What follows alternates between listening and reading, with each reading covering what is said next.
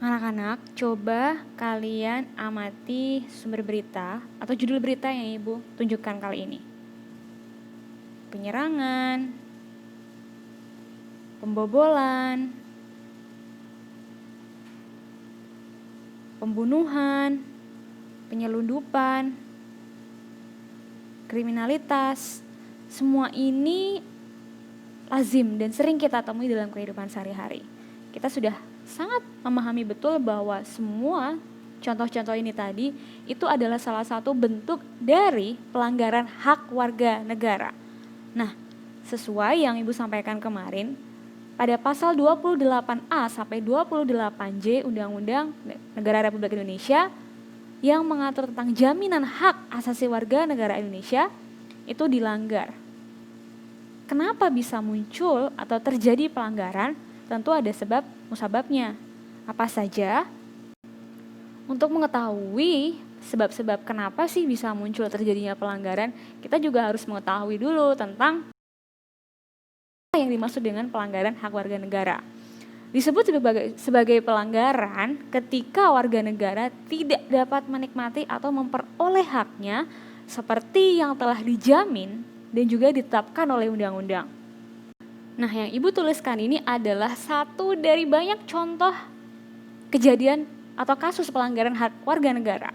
Mulai dari tingginya angka putus sekolah di Indonesia, masih sering ditemukan adanya pelanggaran hak cipta. Ini marak kita temukan pada industri kreatif, pembajakan lagu, plagiasi tulisan, dan yang sudah pernah kita pelajari adalah pelanggaran HAM. Sekarang tugasnya adalah coba dari 3 kasus atau 3 contoh kasus pelanggaran hak warga negara ini, kalian cari pada pasal berapa dari Undang-Undang Negara Republik Indonesia tahun 1945. Nah, kalian temukan dulu ya. Nah, kalau tadi adalah contoh dari pelanggaran hak, sekarang coba kalian amati dari beberapa poin atau hal yang Ibu tuliskan di sini. Kira-kira contoh-contoh ini termasuk contoh pelanggaran apa ya? Pelanggaran hakkah atau kewajiban? Yang dari sederhana, misal kalian membuang sampah sembarangan, tidak pada tempatnya, melanggar tata aturan lalu lintas. Nah, yang masih sederhana ini kan merupakan kewajiban. Lalu ternyata kita nggak melakukan. Nah, poin-poin ini adalah jenis dari pengingkaran kewajiban warga negara. Beberapa yang sering kita jumpai ada misalnya merusak fasilitas negara, melakukan vandalisme, mencoret-coret tembok, mencoret-coret fasilitas umum. Nah, padahal itu semua adalah jerih payah kita yang kita bayarkan melalui pajak. Nah, ternyata masih banyak yang kita temukan adanya orang-orang yang tidak taat pajak. Kenapa? Sebetulnya pajak itu untuk apa, Bu?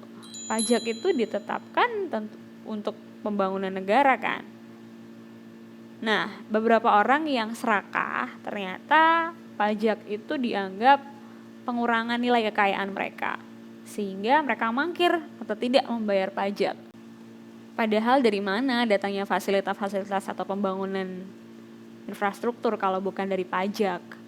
Bu, tapi di Arab Saudi nggak ada dulu, Bu, pajak negara. Tapi sekarang kita tahu, bukan dikit-dikit sih, sudah mulai ada pajak pertambahan nilai barang, PPH, pajak diri itu katanya kan. Nah, itu adalah unsur-unsur yang harus kita lakukan ketika kita mendiami atau tinggal di sebuah negara. Ya, udah paham sih pasti ini dari kalian.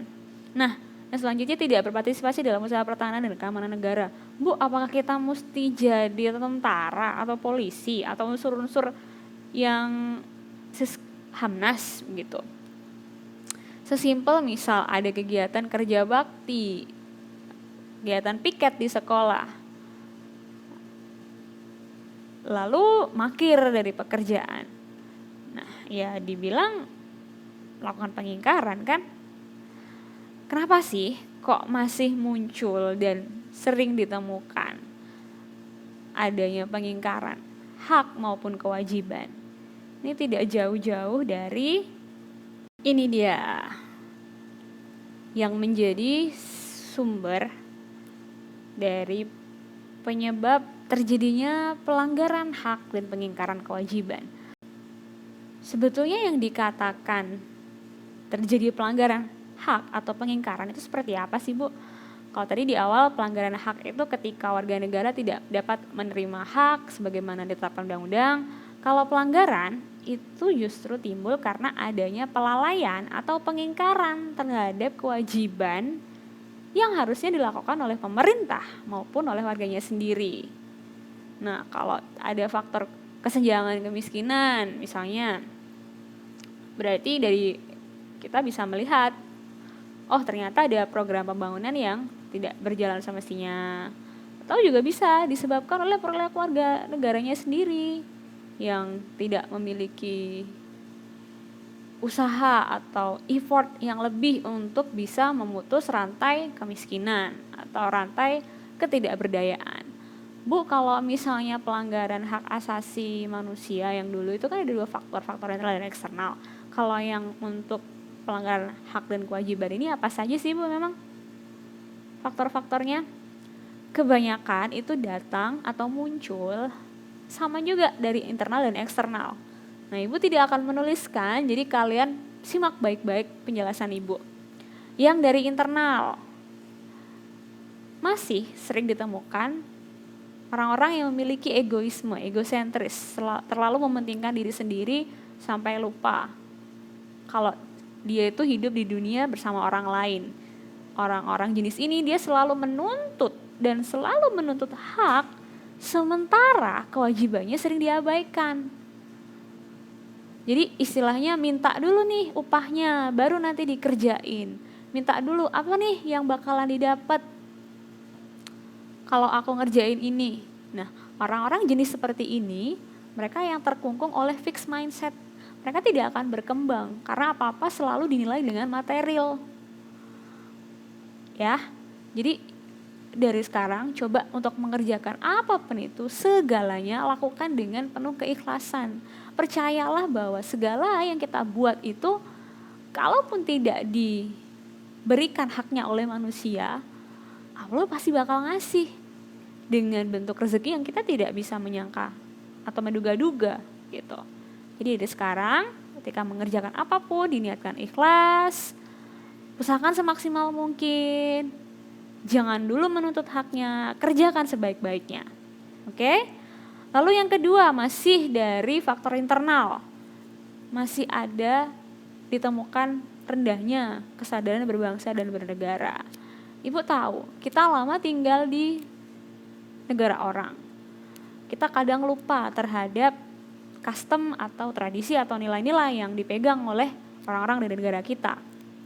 Nah, sikap rendahnya bentuk kesadaran ini itu cenderung orang akan berbuat seenaknya, ya suka-suka gue lah, wong ini hidup gue kok, gitu kan. Kita sering mengabaikan atau kita acuh kalau orang lain juga punya hak yang harus dihormati gitu. Ini sering banget ditemukan kalau misalnya di kota-kota besar. Lalu ada lagi sikap intoleran. Nah, ini juga yang membuat kenapa kasus-kasus ditemukan banyak sekali kasus pelanggaran hak asasi manusia gitu kan. Atau terorisme salah beberapanya. Negara kita, negara yang dikenal sebagai penduduk muslim terbesar di dunia. Dan dengan besarnya penduduk muslim ini itu masih diikuti dengan beragam entitas suku, ras yang masih dijumpai di Indonesia. Jadi kita mestinya harus berbangga dan merasa ya bangga dengan negara kita sendiri gitu. Dengan jumlah penduduk muslim mayoritas dan masih bisa menjaga perdamaian. Coba kalau kita mau bandingkan dengan unsur politis atau unsur geopolitis yang ada di wilayah Saudi, bukan Saudi sih, wilayah Timur Tengah gitu kan. Pasti kalau orang dengar kata Timur Tengah, wah negara-negara yang banyak sekali muncul konflik. Namun tidak jarang juga masih ditemukan adanya sikap kedaerahan, egosentris tadi, merasa bahwa sukunya yang paling paling superior, paling bagus gitu. Atau agama. Nah, ini juga masih ditemukan walaupun penduduk muslim ada ternyata minoritas yang merasa terpinggirkan. Sehingga kenapa masih muncul adanya peristiwa terorisme, itu kan salah satu beberapa bentuk atau disebabkan karena tidak adanya rasa toleran terhadap orang lain.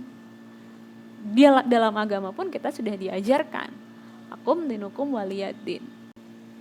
Oke, yang selanjutnya masih dengan internal juga, faktor internal adalah penyalahgunaan atau penyelewengan kekuasaan. Nah, anak-anak percaya tidak kalau misalnya di umur-umur kita, Tan Malaka pernah bilang, kemewahan yang dimiliki oleh pemuda, kemewahan terakhir dan kemewahan satu-satunya yang dimiliki adalah idealisme. Pemuda kalian tahun 2045 nanti adalah yang menjadi penerus dari bangsa. Sering kita temukan, bukan sering ditemukan. Percaya tidak kalau yang dulu mahasiswa-mahasiswa yang berhasil melakukan reformasi tahun 98 ternyata kemudian ditantang atau diberi challenge. Coba kalau mereka duduk sebagai Dewan Perwakilan Rakyat atau dijadikan pada posisi-posisi strategis. Hal-hal atau suara-suara yang mereka sampaikan pada 98 itu seakan-akan menguap. Dan itu sudah jadi seakan-akan rahasia umum, bukan seakan-akan lagi, sudah menjadi rahasia umum. Bahwa ketika idealisme bertemu dengan kekuasaan, akan diuji sejauh mana integritas, sejauh mana dia bisa bertahan, sejauh mana dia bisa mempertahankan idealisme hidupnya dia, mempertahankan prinsip-prinsip hidupnya dia. Jadi dari sekarang, kalau kita menemukan, kita melihat adanya penyalahgunaan kekuasaan, adanya kasus-kasus yang baik secara pidana atau perdata, kriminal, korupsi dan sebagainya, kita tahu, kita benci itu. Tapi balik lagi, seakan-akan taruh kaca di muka. Jangan sampai kejadian ini, lalu ternyata kitanya yang ngelakuin, ya. Jadi jangan sampai kita mengutuk segala jenis perbuatan tercela atau bentuk-bentuk penyalahgunaan, namun ternyata kita sendiri pada akhirnya juga akan tergelincir. Ya, bismillah. Nah, selanjutnya kita akan mempelajari faktor-faktor eksternalnya. Coba kalau tadi yang udah dengarkan Ibu baik-baik, ada berapa faktor internal? Ada 5. Nah, sekarang faktor eksternalnya apa aja, Bu? Yang pertama, negara kita adalah negara hukum. Kita tahu, untuk bisa hukum itu berjalan sewajarnya atau senormalnya, ada instrumen atau ada alat yang digunakan untuk menjalankan hukum. Untuk apa hukum itu diterapkan? Untuk mengantisipasi kalau terjadi adanya pelanggaran hukum. Lalu siapa yang akan menindak pelanggaran hukum itu? Ya berarti ada aparat penegak hukum kan. Lalu bagaimana ceritanya kalau ternyata aparat penegak hukumnya yang melakukan atau menjadikan produk hukum itu sebagai mainan? Nah, istilahnya ini adalah satu bentuk ketidaktegasan aparat penegak hukum. Kita sering mendengar di Indonesia bahwa di Indonesia ini hukum bisa dibeli. Di Indonesia ini hukum itu tajam ke bawah tapi tumpul ke atas. Miris kan?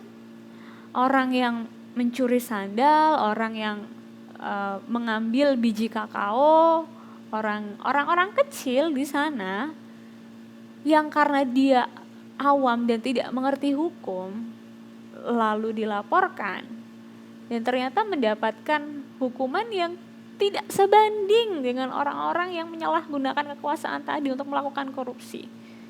Sedih, sangat. Tapi percaya ya, namanya hukum di dunia pasti tidak ada yang sempurna. Tapi harus diingat, hukum Allah itu jauh lebih kejam. Ibu harap nanti kalau ada dari kalian yang menjadi aparat penegak hukum, tetap menjaga kemewahan yang dimiliki ketika muda.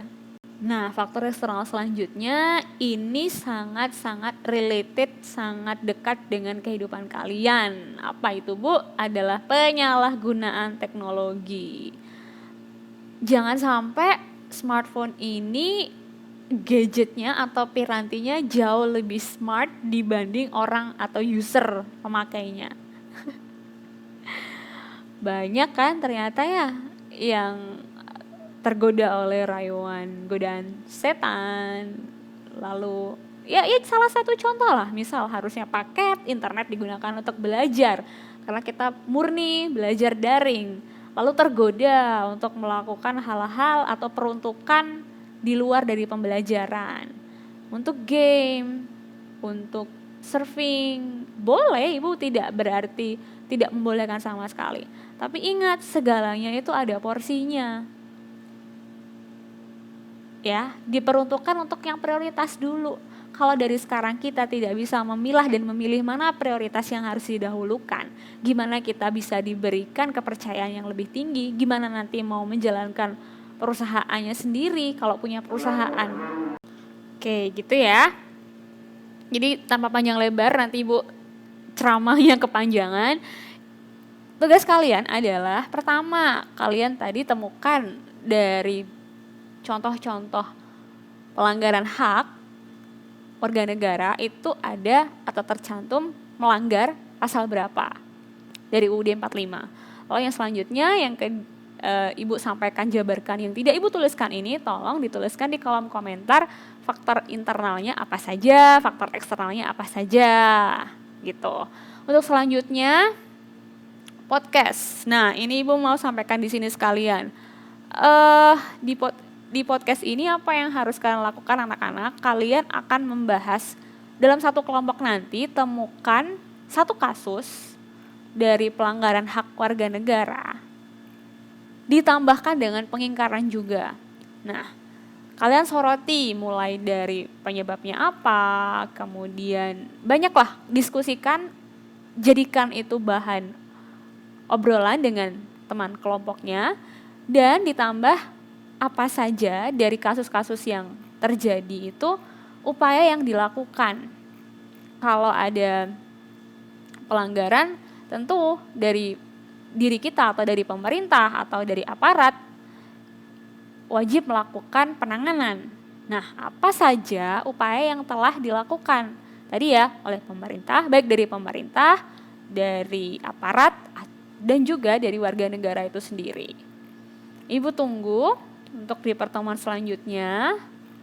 Itu sudah terkirim, jadi nanti Ibu akan kompilasi dan akan Ibu kurasi untuk dibuat satu mini podcast.